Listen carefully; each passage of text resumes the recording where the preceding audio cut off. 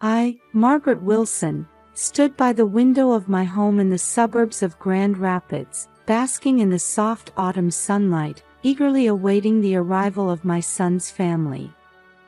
Even at 62, I found myself fidgeting, tapping my toes on the floor, a habit from my teaching days. It had been 3 months since I last saw my grandson Ethan.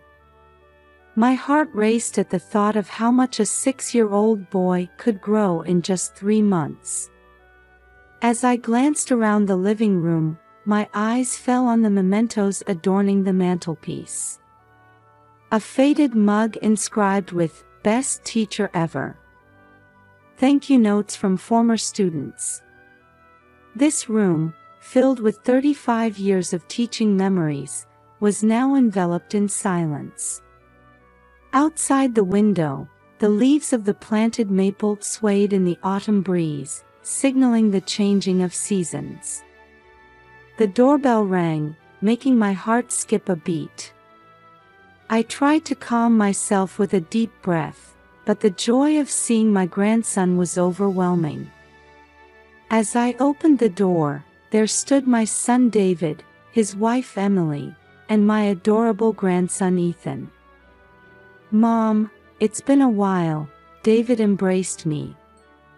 His voice was warm, but I couldn't help noticing the dark circles under his eyes, telling of his recent work stress. Emily greeted me kindly too, though she seemed a bit tense. As I accepted the bouquet they handed me, I responded, "Oh, my favorite lilies." The moment I turned my gaze to Ethan, my heart melted. "Hello, Grandma's treasure. My, how you've grown." Ethan just nodded slightly, without his usual energetic greeting.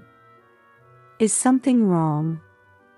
But now was the time to celebrate the family reunion. I pushed my worries aside and invited everyone in.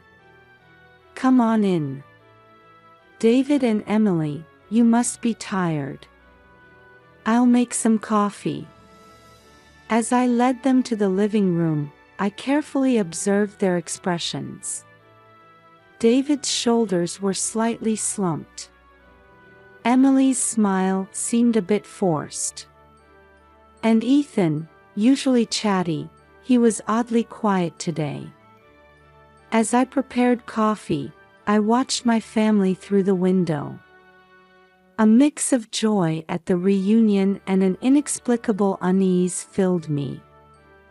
The next few days should be fun, but what was this indescribable tension lingering in the family?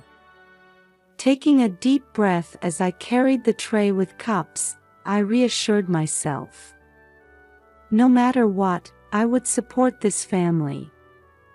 With that thought, I put on a smile and headed to the living room. After cleaning up from dinner, we gathered in the living room. Outside the window, the evening sky was beginning to turn a deep purple. The soft glow of the table lamp gently illuminated the room as each family member settled into their relaxation time. David sank deep into the large armchair, his work tablet resting on his lap. Emily sat at the edge of the sofa, occasionally sighing as she scrolled through her smartphone. Both seemed unable to fully switch off from work mode. "How about some dessert?" "I baked an apple pie," I offered. David and Emily looked up, showing tired smiles. "Thanks, Mom. But right now..." David's words trailed off. "Yes, Margaret. We'll have some later," Emily continued. I felt a little disappointed but nodded in understanding. Turning my gaze to Ethan, I saw him sitting on the floor, hugging a large teddy bear. It was the one I had given him last Christmas. "Ethan, would you like to have some pie with Grandma?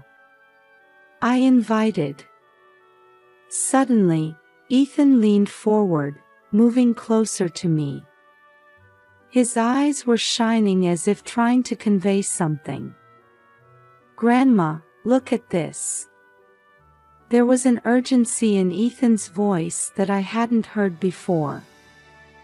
He held out the teddy bear with both hands, trying to show me something.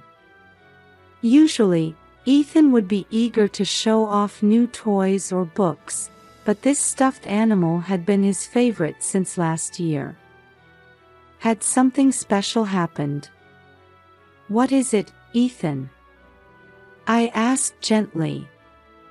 Look here.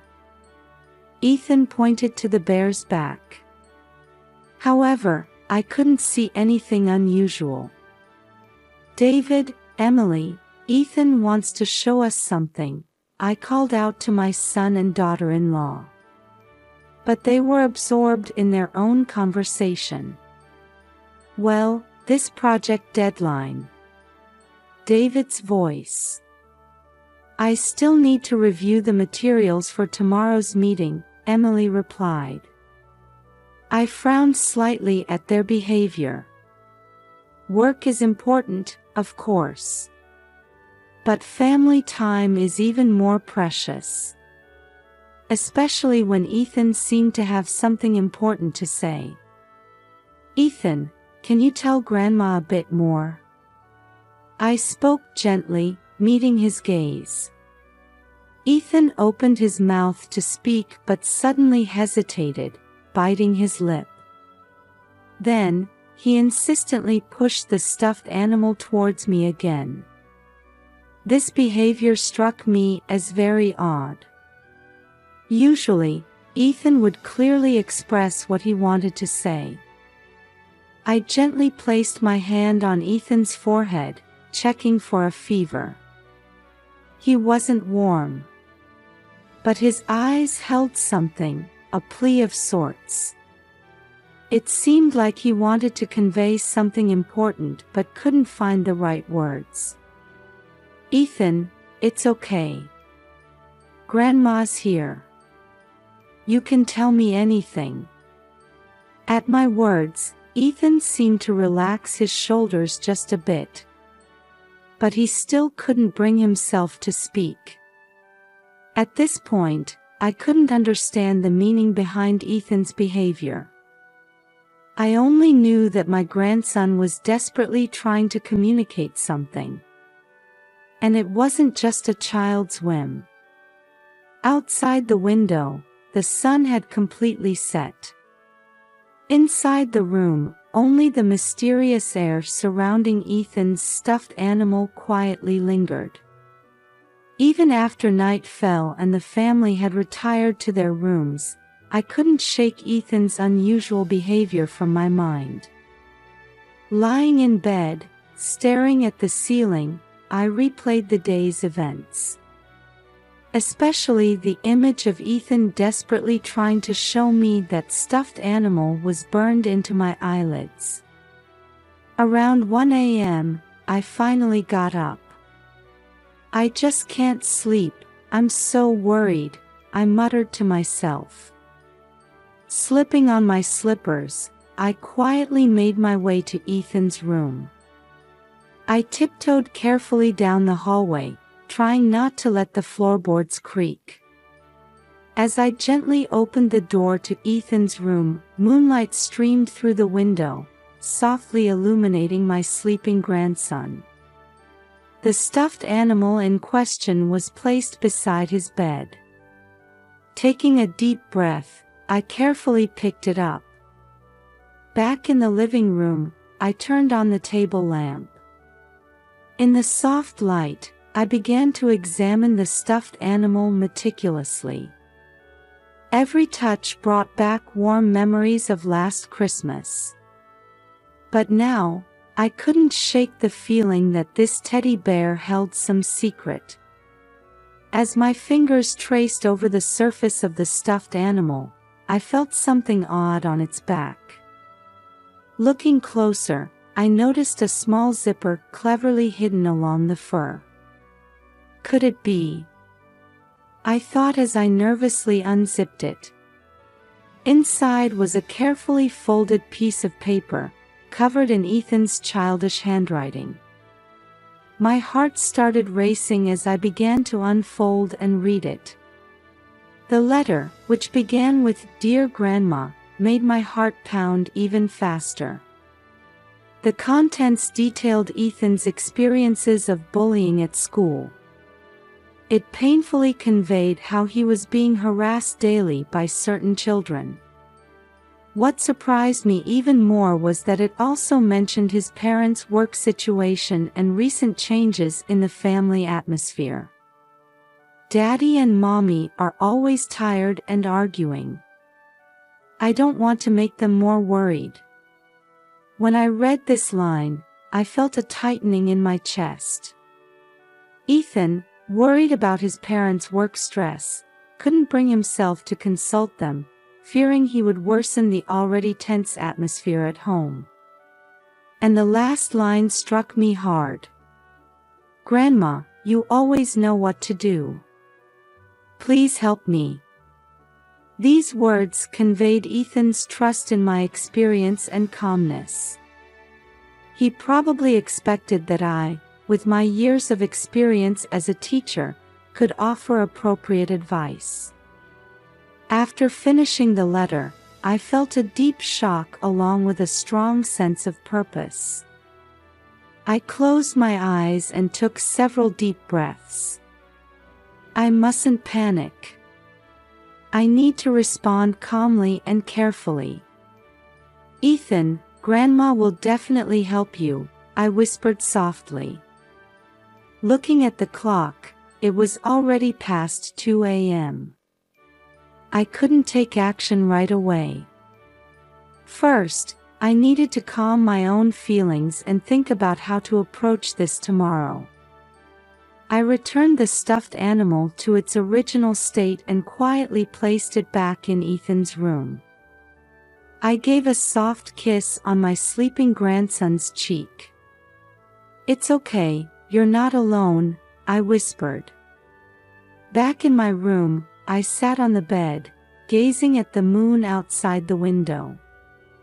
In my mind, I began to organize how to handle this situation. Protecting Ethan and improving communication within the whole family, these were the top priorities. From tomorrow, we'll solve this one step at a time, I told myself. And with a sense of purpose I hadn't felt in a long time, I slowly closed my eyes. The morning sun streamed through the window as I woke up. The clock showed 6 a.m.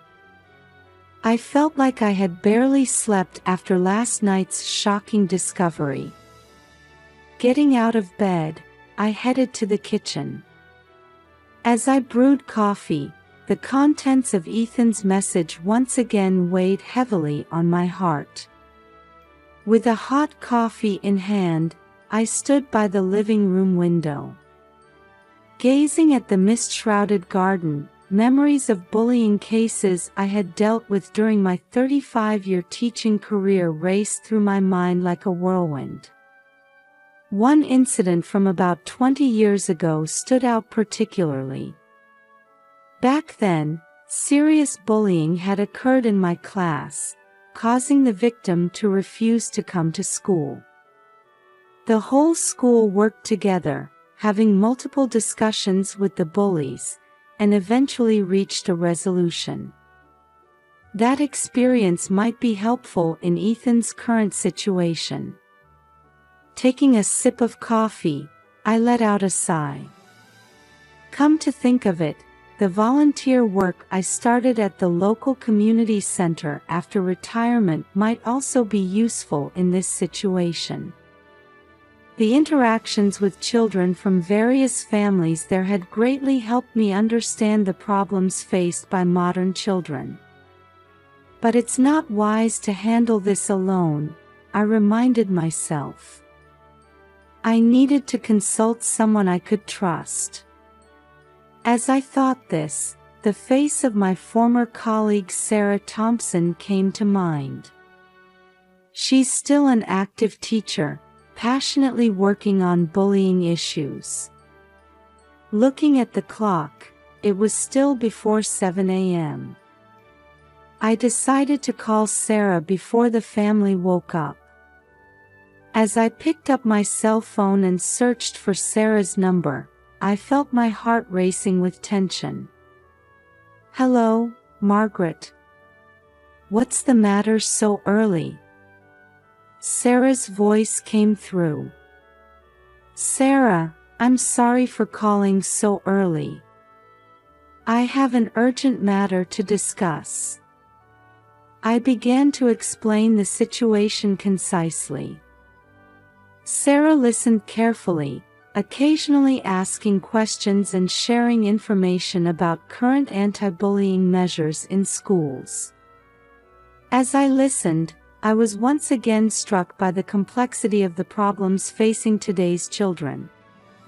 Cyberbullying through social media, diverse family environments, pressure for academic achievement, all these factors intertwined in ways we never imagined in our time. "Margaret, we need to handle this carefully. But I'm sure you can deal with it well." Sarah's words of encouragement gave me a bit of courage. After hanging up, I looked out the window to see the morning mist starting to clear, signaling the start of a new day. Before the family wakes up, I need to think about how to broach this topic. Especially with David and Emily, they need to understand Ethan's feelings. Taking a deep breath, I calmed my mind. One step at a time, but steadily, I told myself. Then, I opened the phone book and started looking for the school's number. As dusk fell, I was in the kitchen preparing dinner, carefully choosing my words in my mind. Tonight, we needed to have an important conversation as a family. As the aroma of a savory lasagna wafted from the oven, I heard the front door open. "We're home," David and Emily's tired voices echoed. "Welcome back." I took a deep breath and headed to the living room. After dinner, we settled on the sofa. Ethan sat next to me, looking anxious. "Everyone, I have something important to discuss," I began quietly.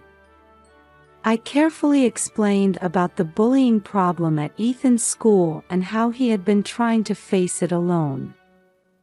I felt a pang in my chest as I saw David and Emily's faces cloud with surprise and regret.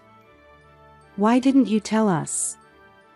Emily's voice trembled.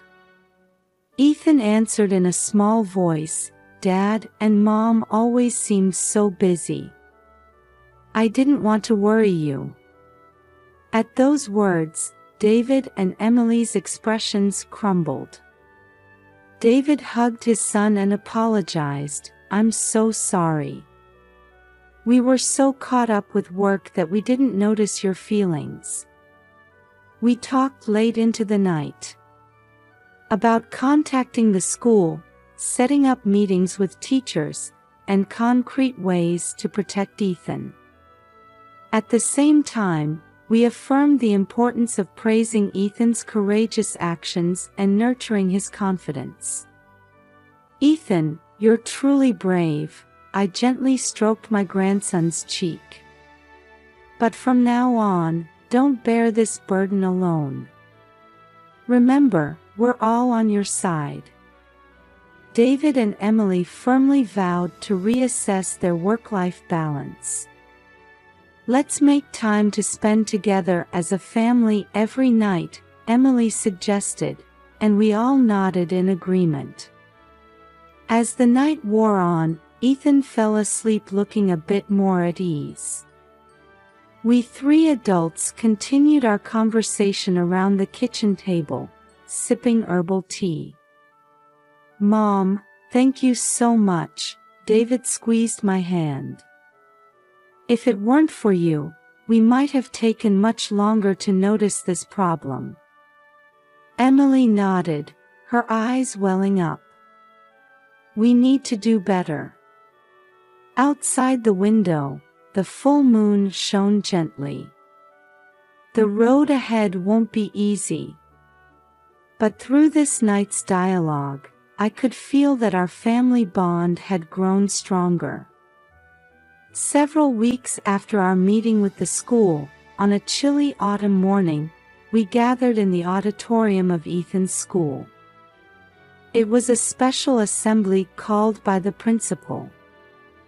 I sat between David and Emily, gently holding the shoulder of a slightly nervous Ethan. The principal took the stage and began speaking quietly. Today is an important day for our school community. Recently, a serious bullying issue came to light. However, thanks to the brave action of one student, we've been given a chance to change. I felt Ethan stiffen beside me. The principal continued. Ethan Wilson, please come up to the stage. As a murmur spread through the auditorium, Ethan stood up on shaky legs. I gently pushed his back and gave him an encouraging smile. Ethan's courage has revamped our school's anti-bullying program. His actions have touched many hearts. At those words, several boys stood up in one corner of the auditorium. They were the former bullies. They bowed their heads and walked towards Ethan. The boy who seemed to be their leader spoke with a trembling voice, "Ethan, we're really sorry. We hurt you. But from your courage, we learned the importance of kindness. Can you forgive us?" The auditorium fell silent. All eyes were on Ethan. He hesitated for a moment but then slowly nodded. "Yes, I forgive you. But promise never to bully anyone again, okay?" At that moment, a huge round of applause broke out. I wiped away tears as I exchanged glances with David. His eyes were moist too. The principal explained the new anti-bullying program and called for cooperation from all students. When each of us has a heart that cares for others, that's what makes this school a wonderful place. After the assembly, our family huddled around Ethan in a group hug. "Your courage changed everyone," I kissed my grandson's cheek. David and Emily looked at Ethan proudly. "From now on, we promise to listen to you more," Emily vowed. That night, we held a barbecue party in the backyard. Under the starry sky, family and neighbors gathered to celebrate Ethan's courage.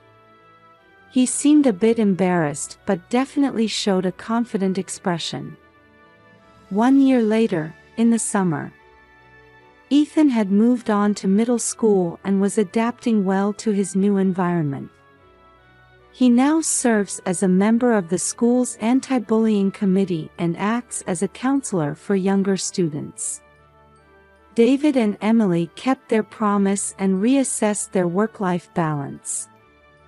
They decided that every Friday night would be family night, spent watching movies or playing board games together. I started conducting anti-bullying workshops at the local community center. I found new fulfillment in using my experiences to help other families and children. One evening, as Ethan and I were swaying in the hammock in the backyard, I suddenly asked him, "Do you have any regrets about what happened back then?" Ethan thought for a moment before answering. "No, I don't regret it. That experience made me stronger, and it brought our family closer together. Plus, I learned how important it is to forgive people." His words made my chest feel warm. Through the window, I could see David and Emily laughing as they prepared dinner in the kitchen. This family bond, and Ethan's growth. It all started with that message hidden in a small stuffed animal. I hugged my grandson tightly and whispered in my heart, "No matter what challenges come our way, we'll be all right. Because we have strong hearts that care for each other." In the twilight sky,